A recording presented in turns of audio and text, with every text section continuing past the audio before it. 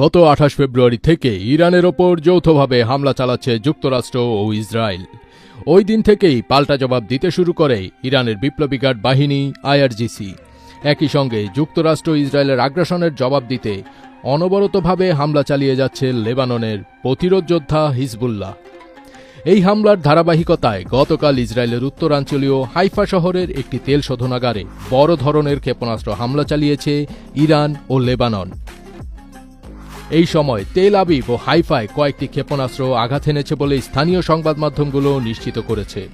বিস্ফোরণের পর হাইফার একটি তেল শোধনাগারে ব্যাপক অগ্নিকাণ্ড ঘটে। এদিকে হামলার পর ইসরায়েলি মিডিয়ায় পোস্ট করা ও আল জাজিরার যাচাই করা একটি ভিডিওতে দেখা যায় হাইফার ক্ষতিগ্রস্ত ওই তেল শোধনাগারটি থেকে কালো ধোঁয়া বের হচ্ছে। এর আগে ইরান থেকে ছোড়া একটি ব্যালিস্টিক ক্ষেপণাস্ত্রের খণ্ডাংশ ইসরায়েলের দক্ষিণাঞ্চলের একটি রাসায়নিক কারখানায় আঘাত হানে। রোববার এই হামলায় কেউ হতাহত না হলেও কারখানাটিতে আগুন লেগে যায় এবং বিপজ্জনক রাসায়নিক পদার্থ ছড়িয়ে পড়ার আশঙ্কা দেখা দিয়েছে। ইসরায়েলি প্রতিরক্ষা বাহিনী আইডিএফ এ তথ্য জানিয়েছে। তবে অগ্নিকাণ্ডটি সরাসরি ক্ষেপণাস্ত্রের আঘাতে নাকি প্রতিহত করা ক্ষেপণাস্ত্রের ধ্বংসাবশেষের পতনে হয়েছে তা নিয়ে নিশ্চিত হওয়া যায়নি। ফায়ার কমান্ডার ইতান রিফাত জানিয়েছেন, পরিস্থিতি এখন সম্পূর্ণ নিয়ন্ত্রণে রয়েছে।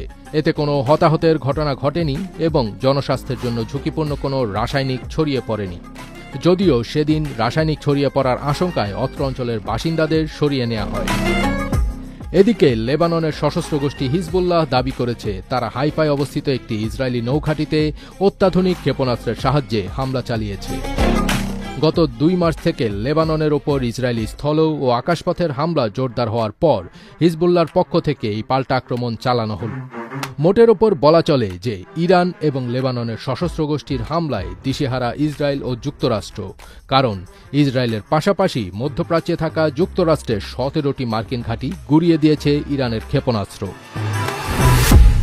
ফজবির তাজ, এটিএন বাংলা।